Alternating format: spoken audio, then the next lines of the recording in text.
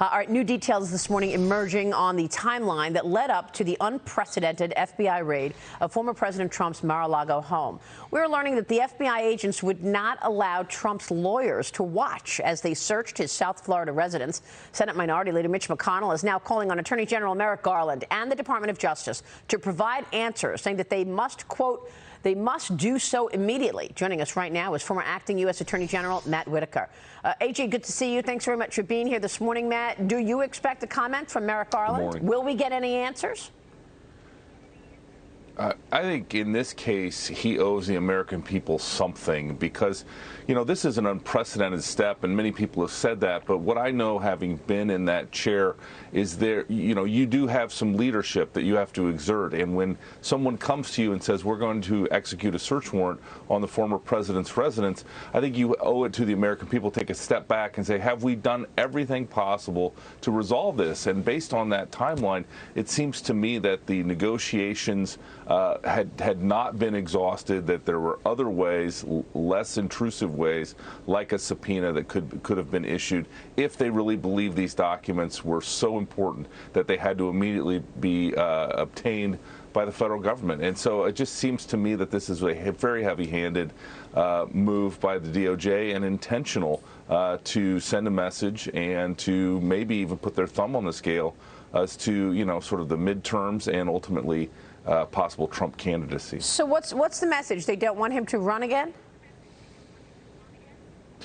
Well, I mean, obviously there is a faction within the Department of Justice, we've talked about it many times, Maria, that are anti-Trump. And, you know, I think this is where you mentioned earlier about the White House saying something. We need to be assured.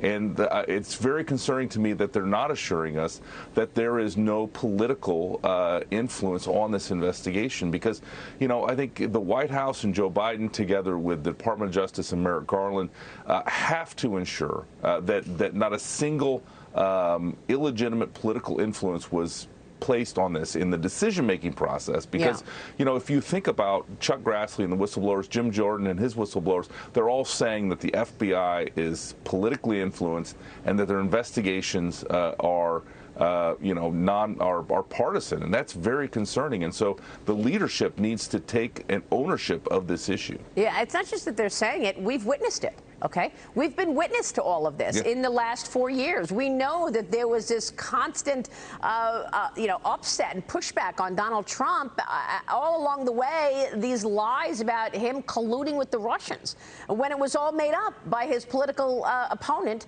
Hillary Clinton. And now today he's facing questioning in a closed-door deposition for the New York Attorney General Letitia James investigation. She's investigating the Trump family businesses practices. The former president posted about the deposition on Truth Social.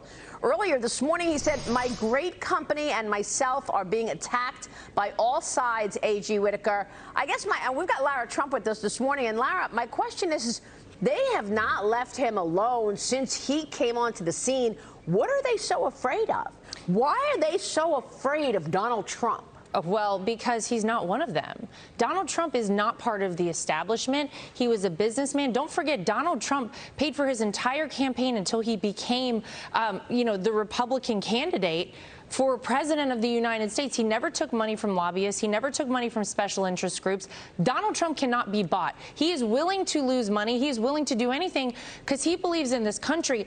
They don't like that because there's always been this kind of cozy group in Washington, D.C., kind of on both sides of the aisle, if we're being honest. Donald Trump is not one of them. And he shook a lot of people up in his first term in office. They're terrified if he runs, he will win a second time. And a second term in office for Donald Trump, these people know the jig is up. They're terrified of him. But you're right. It's been constant harassment of our entire family, anyone associated with, in the Trump orbit from the day he came down the escalator. Well, I tweeted the other day, James, that if President Trump were considering or questioning whether or not to run, he just got his answer the other day with this raid. You know, because if this is where we are in this country, things have got to change. Well, if you want to think about politicization, which this does seem to be a political motivation, was it to get him in or get him out of the race? I think people might have different views. But Matt, can you help us out here?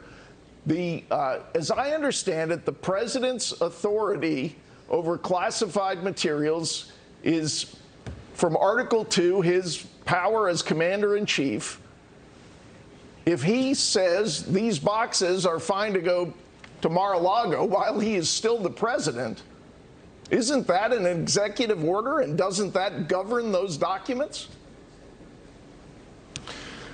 Yeah, the classified information is obviously ultimately for the president. If you think about how and why we have, even an intelligence apparatus, is so the president of the United States, as a unitary executive, can make the best decisions possible. And so the president, while in office, is the final arbiter and decider of what is and what isn't classified. It's going to be, if they're really ultimately going to pursue a criminal case in this recent raid, then they're going to have to look at what happened on January 20th while he, before Joe Biden was sworn in, as these boxes were being packed and moved. Right.